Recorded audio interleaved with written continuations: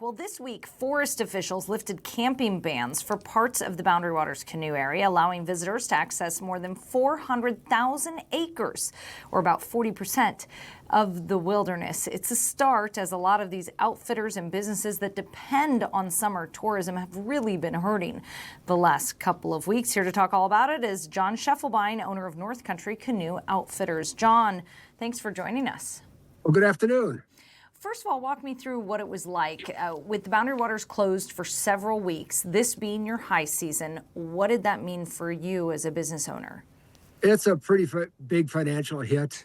We've had slowdowns, COVID, the Pagami fire 14 years ago, Greenwood fire 4 years ago, some economic downturns, but they've come later in the season or not during prime time.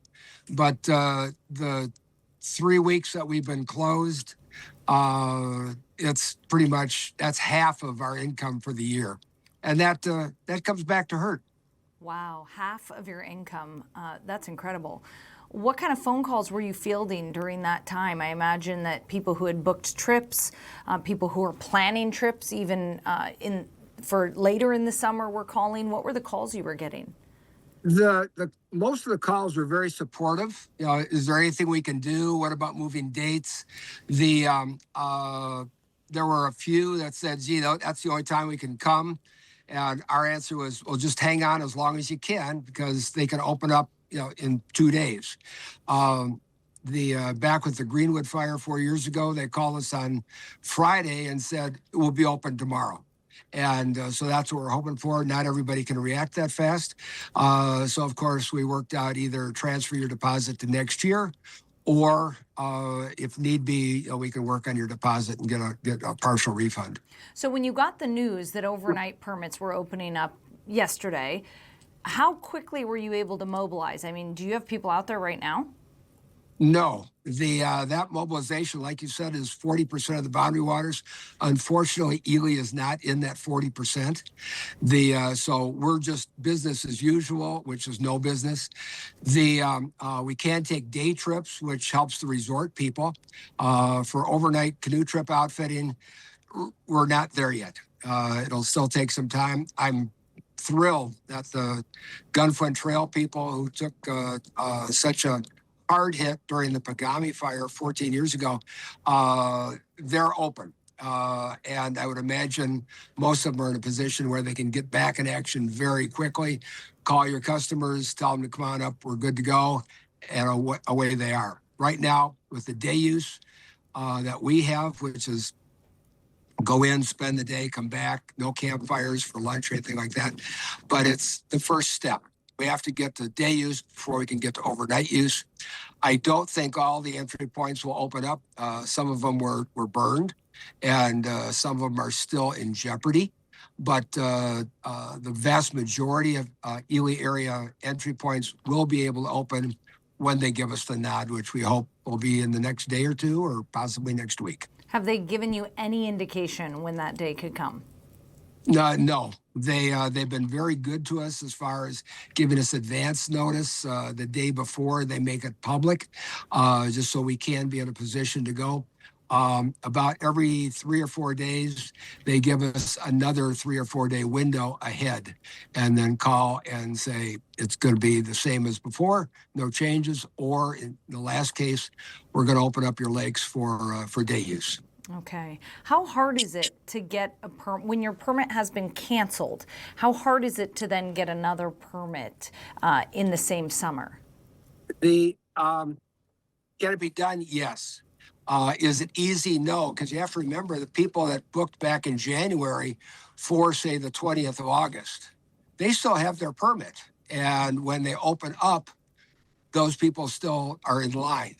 There will be some cutbacks as far as quotas on some lakes that were impacted by fire. Fall Lake, for instance, probably a third to a half of that area it was destroyed.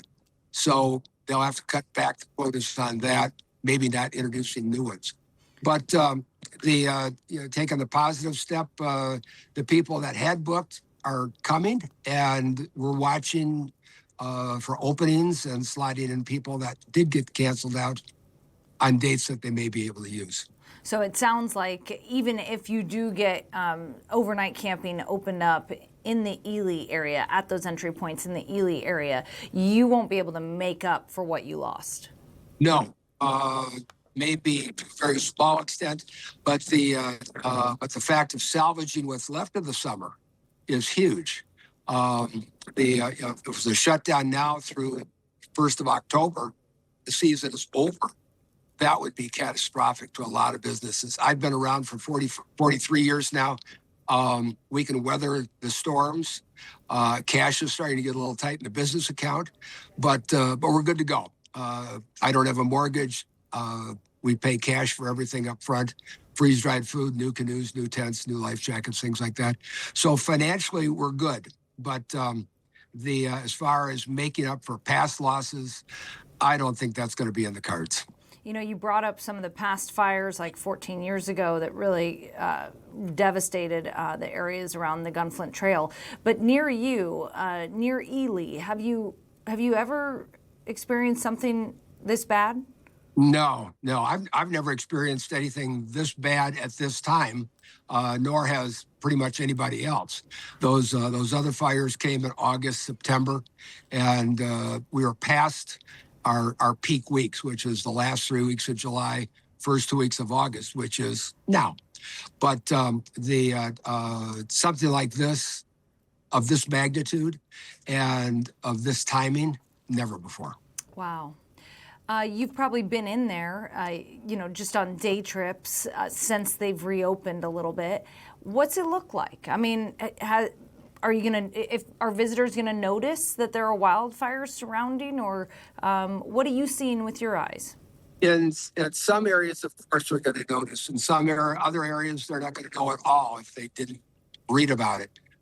Forest fires are not just a big sweep of the land and it's just a few smoldering stumps. That's not how they burn. It's very patchworked.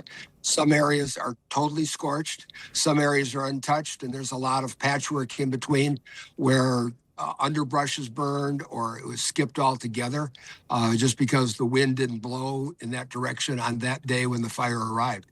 So it's not just a clean sweep.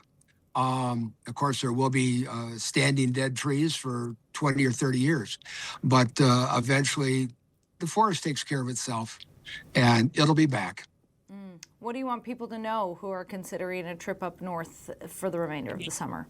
The biggest thing is, if you've got a permit, don't cancel it. As soon as they give us the go, we're back in action as if nothing had happened. For those planning to come up, if you still want to give it a try, I know we are looking for permits on a multiple time per day basis. Other outfitters do the same. Give us a call and we'll be set to go. Now, are there other things to do in the area that are, outdoorsy, camping, hiking, canoeing, portaging that aren't in the Boundary Waters? Could you come to the Ely area and enjoy something similar? Outside the Boundary Waters is all open. You may have heard there's a boat or two on our lake that come by. The resorts are starting to open up again because we're out of evac situations. There's lots of hiking. There's several museums, the Wolf Center, the Bear Center, hiking into some of the falls. Ely's a very vibrant town. Just unfortunately, a big hunk of it is closed right now. Yeah, and it's so unfortunate. I'm so sorry that this is impacting you the way that it has and all the businesses up there in Ely. But it has been heartwarming to see how your community has really rallied behind each other in this time of need. What is it about Ely that makes for that uplifting community? Probably the remoteness of Ely. I mean, we're an hour away from the nearest Walmart or McDonald's or whatever. So it's a very tight-knit community. Everybody knows everybody else. And very willing to reach out, lend a hand when somebody needs help. And I just received a gift basket 2 days ago. I was floored. it was cookies and Hershey's Kisses and several other things in there. It was just sent out by one of the local insurance companies. We're thinking of you. We feel for you. Let us know if we can help. And that is such a boost. It really is. You know, is it going to make a dent in our business? No, but it sure lifts the spirit. That's incredible. Well, we're thinking about you, John, and we're trying to help you guys get the word out that you're still open for business. Obviously, it's not maybe the trip that most had planned, but there's still something up there for everybody this summer, and we hope that people will continue to visit the area. For tomorrow, it's not there, but a week from now, who knows? We could be back 100%. That's wonderful. John Schiefelbein, owner of Country Canoe Outfitters, thank you so much for joining the show today. Thank you. Have a great afternoon.